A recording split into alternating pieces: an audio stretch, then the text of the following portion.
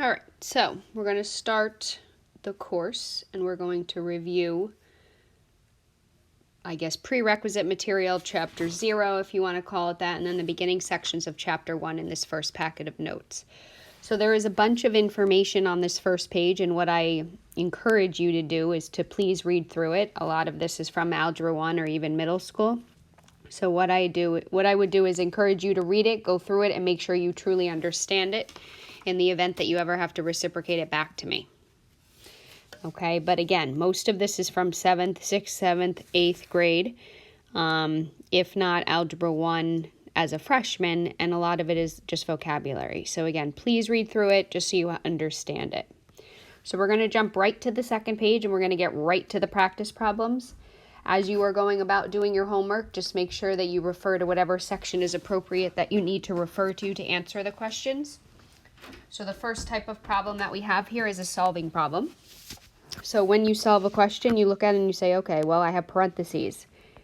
So I need to distribute that -3, and I get -6y minus 3. And now I need to combine like terms. So it doesn't matter which way you move it. Let's say I'm going to move the 6y over. They cancel. You get 12y minus 5 equals -3. And when you add 5, you get 12y equals 2. And then your last step is to divide by 12. So all we have to do here is just solve for y.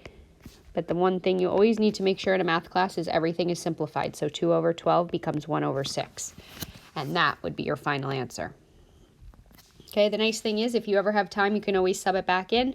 But keep in mind that a lot of this course is going to be no calculator. So just keep that in mind as you go about solving some of these types of questions. All right, looking at example number 2, we have an absolute value problem. The key with absolute value is when you take the absolute value, the answer should always be a positive. But if you look at this first example here, the whole entire thing is not absolute value. This is where your absolute value symbols are. So when you evaluate, you are still subbing the value in to the question itself. You need to simplify what's in the absolute value first. So we get 6 minus 8. 6 minus 8 is a -2. The absolute value of -2 is +2, and 2 plus 4, 2.7 gives you a total of 4.7. For the second one, it says for any real number a and b where b is greater than or equal to 0, if the absolute value of a is b, then a could be positive b or it could be negative b. So keep in mind, anytime you put a number in an absolute value function, you can get two answers out of it because you can put both a positive and a negative in and get a positive as a result. Now, what you're going to run into with this example, though, is before you do anything, you have to isolate the absolute value. So isolate absolute value. So in order to do that, the 9 has to move. So we get the absolute value of 5x minus 6 is equal to -9. Now, very important is you always have to look at your problems and you say, okay, is this even possible? So we're saying that an absolute value is equal to a -9. We know that an absolute value can never be negative. It always has to be positive. So in this case, this is no solution. Okay, and you can just say that the absolute value can never equal a negative number. Okay, so abbreviate as much as you want. But it's very important to note that you cannot take the absolute value and end up with a negative result.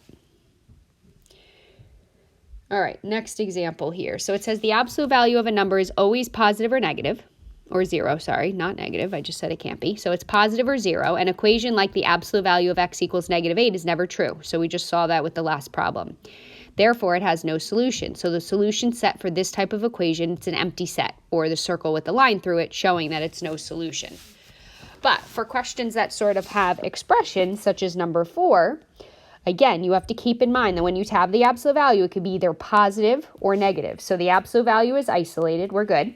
So what we're going to do is we're going to branch it into a positive component and a negative component. So the positive component is where we rewrite the problem without the absolute value and nothing changes. The negative component is where the absolute value is now equal to the negative version of what falls on the other side of the equation. So the absolute value is not what's changing. It's the rest of the equation that has to change for the negative.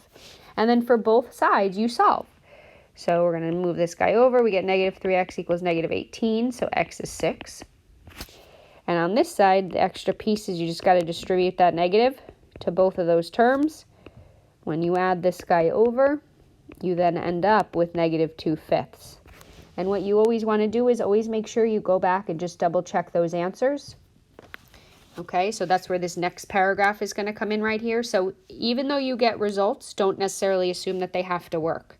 So you always want to make sure to go back and plug in your answers, which is what we're going to do right down here. So we're going to sub the 6 in to the original problem and see if the left side actually equals the right side. So we get the absolute value of 16 equals 24 minus 8, and 16 equals 16, so that works out. In terms of subbing in negative 2/5, we have negative 2/5 plus 10 equals 4 times negative 2/5 minus 8. Again, it's the original. It's not what you did to it when we branched it off. So the left-hand side, we get about 9.6, absolute value that is. The right-hand side, we get negative 9.6, and a positive 9.6 does not equal a negative 9.6, which means this one does not work. So the only solution that you actually do have would be x equals positive 6, because the 2.5 doesn't work out. Okay? All right, a couple more topics we got to talk about. Inequalities here. So again, continue to read all that information that I'm giving you above each of these examples, just because it definitely is helpful to refresh your memory on the stuff from either the middle school math or from Algebra 1. Again, this is all prerequisite material that you should, again, coming in with. A lot of this was on the actual summer packet itself. So it says, example number 5, we have two inequalities. X is greater than or equal to negative 4, or x is less than 3. And we're going to draw a number line. So for me, I'm not particular. I only need the numbers that are being used in the problem, so negative 4 and 3. And we're going to fill in what we have. So if x is greater than or equal to negative 4, that's a closed circle on negative 4. And if it's greater than, it's pointing to the right. For x is less than 3, that is an open circle on the 3, and that's going to point to the left. So these two are going to point or connect in the middle. So it says, draw a number line to represent where this compound inequality exists. Did that one, check. Now we are going to write this in set builder and interval notation. So these are two different ways of writing out inequalities. So set builder and interval notation. And what we do is we look at the actual number line to help us do that. So because these two come together in terms of their arrows, we can say that for set builder, for all x, these are your symbols, for all x such that x is going to be greater than or equal to negative 4 and less than 3. But we're not going to write it like this. Because they come together, we have to write it as a compound inequality. So that means negative 4 is less than or equal to x, which is less than 3. Showing that we have negative 4 on the left, positive 3 on the right. The arrows always point to the left-hand side. The left one should have an equal sign component because it's a filled-in circle, and the right one should not because it's an open circle. In terms of interval notation, this is where you just write your numbers down, negative 4 and 3, because they come together. And then the left one, because it equals, it gets a bracket. The right one, because it's an open circle, it gets a parentheses.